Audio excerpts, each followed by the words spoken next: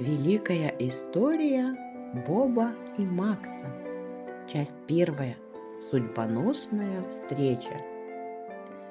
Эта встреча двух незадачливых друзей запустила цепь безумных событий. Жили-были два парня. Они не знали друг друга, но их обоих объединяло то, что каждый из них постоянно попадал в какие-то передряги. И вот судьба решила свести этих двух вместе и посмотреть, что из этого выйдет. Ей казалось, что так будет веселей. И вот с чего все началось. Боб, очень упитанный парень, низенького роста, где-то на рынке наткнулся на старую рваную карту. Торговец уверял, это карта пиратского клада, 100% настоящая. Боб готов был отдать все за нее, но у него не было денег, поэтому он обменял на карту свой кулон, оставшийся от матери.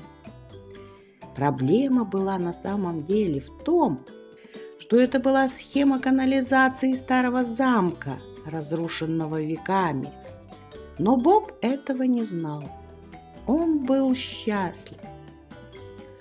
Макс, худощавый, рыжий, высокого роста молодой человек, находясь в трактире, нашел под столом клочок бумаги, на которой была таинственная схема с числами и расчетами. Она была помечена красным крестом. Макс вдохновился и мысленно произнес: «Это явно тайная карта сокровищ, и она ведет к богатству».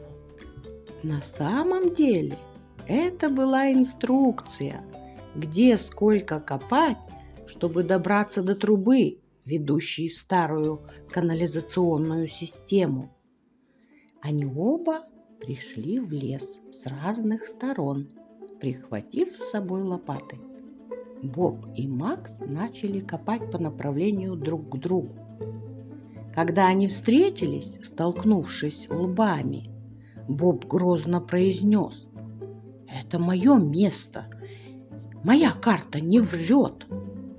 Макс показал ему свою карту, где было обозначено крестом, и закричал: «Тогда почему крест стоит на моей карте вот здесь?»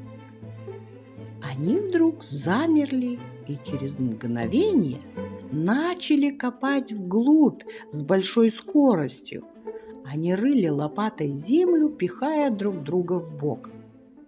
Макс копал с энтузиазмом, мечтая о том, как он увидит гору золота. Боб тоже не отставал, представляя, как он будет разбрасываться деньгами. И тут вдруг земля ушла у них из-под ног, и они оба провалились в какую-то яму, где их присыпало землей. В темноте они нащупали какой-то старый сундук. Оба, сгорая от любопытства и нетерпения, закричали: «Ура! Это сокровища!» Они начали прыгать от счастья и обнимать друг друга. Боб драматично приподнял крышку, и тут резкий запах тухлятины ударил им в нос. Сундук был набит бельем старого монаха, которое уже почти истлело. Макс разрыл эту одежду, и она рассыпалась в прах. «Это точно не золото», — сказал он. Боб упал на колени и с грустью сказал: «Нас обманули». Но не все потеряно. Они вылезли из ямы, вздохнули и пошли в трактир запивать свое горе. Переварив свое поражение за выпивкой, оба шли по улице в темноте. «А тебя как зовут?» – спросил Боб своего коллегу по розыску старых канализационных коммуникаций. «Меня Макс, а тебя?» «А я Боб». «Слышь, Макс, а ты где живешь?» Макс опустил голову и произнес: «У меня нет дома. Я как в детстве сбежал из приюта, так и живу, где придется. Слушай, Макс, пошли ко мне. У меня небольшая хижина от родителей досталась. Я один в ней живу. Давай теперь вместе жить. Вдвоем веселей. Ладно, сказал Макс. Они обнялись, как два закадычных друга, и пошли к Бобу домой. Когда они подошли к маленькому домику, Макс сказал: «Слушай, Боб, я чувствую, что ты такой же умный, как и я». Они рассмеялись и вошли внутрь. Это была скромная хижина с двумя комнатами. Одна была спальней, а другая кухней. В спальне стояла старенькая мебель, 2 дивана, 2 кресла, низенький журнальный столик, шкаф для одежды, тумбочка у стены, на которой стоял телевизор. Но для Макса это были огромные хоромы. Он улыбнулся и растянулся на одном из диванов. Боб плюхнулся в кресло. Так родился легендарный дуэт Боба и Макса, мастеров катастроф и неудачников с большими амбициями. Часть 2. Чьи яйца?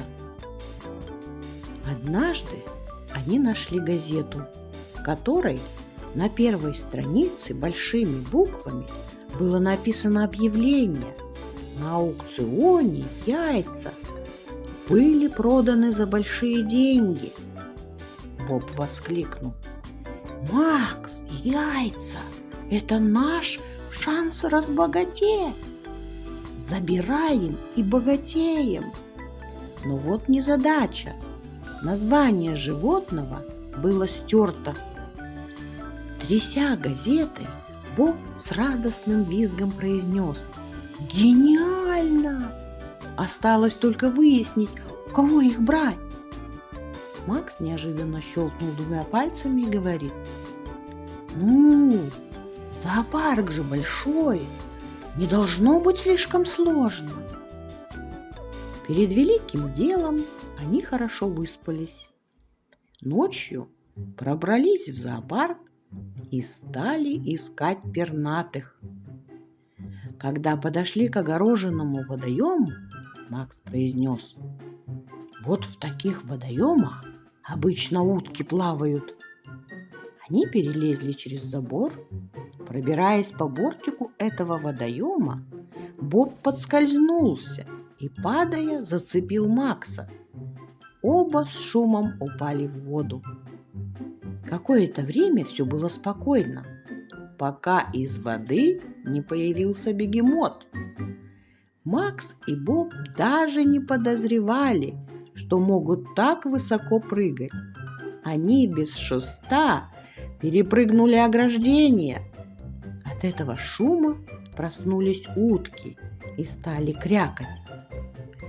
Боб повернулся к Максу и говорит: «О, утки совсем рядом! Пошли!» Боб и Макс обнаружили утиное гнездо, на котором сидела утка. Боб просунул свою руку под нее и произнес: «Мелковаты, но вдруг редкие». Он попытался стащить яйцо. Макс шепнул ему: «Вытаскивай скорей, пока она спит». Утка открыла 1 глаз, потом 2, и внезапно начался утиный ор, то есть кряк. Вся стая налетела на Боба и Макса, и они с перьями в волосах вынуждены были покинуть уток. Оба бежали до тех пор, пока не уткнулись в забор. Когда они подсветили фонариком, то увидели большие яйца. Макс закричал: «Боб, вот они, огромные, точно редкие!» И добавил: «Забираем и бежим!»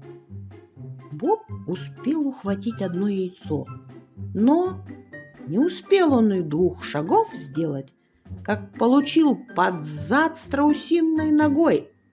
Яйцо выскочило из рук и угодило прямо обратно в гнездо, а Боб летел еще пару метров вперед. Макс бежал за Бобом, а за Максом бежал самец страуса. Перескочив еще одно ограждение, они прыгнули и, вытянув руки вперед, воткнулись во что-то мягкое. Их руки ощутили что-то круглое и теплое. Макс закричал: «Эврика! Яйца черепахи! Они действительно очень редкие, ведь черепахи живут по 300 лет. Они древние животные, поэтому за них и платят огромные деньги». Боб с улыбкой произнес: «Ну ты голова, а я бы и не догадался». Боб тут же предложил: «Давай набираем и бежим». Они стали набирать яйца за пазуху. И тут из воды медленно поднимается очень не понравившийся Бобу и Максу крокодил. Покидав все яйца через секунду, они установили мировой рекорд по спринтерскому бегу с криком: «Нас обманула газета!». Когда они уже были далеко от вольера с крокодилом, Боб почувствовал, что у него под одеждой что-то происходит. Он остановился и стал доставать это что-то. Это было одно яйцо, которое успело упасть ему в запазуху.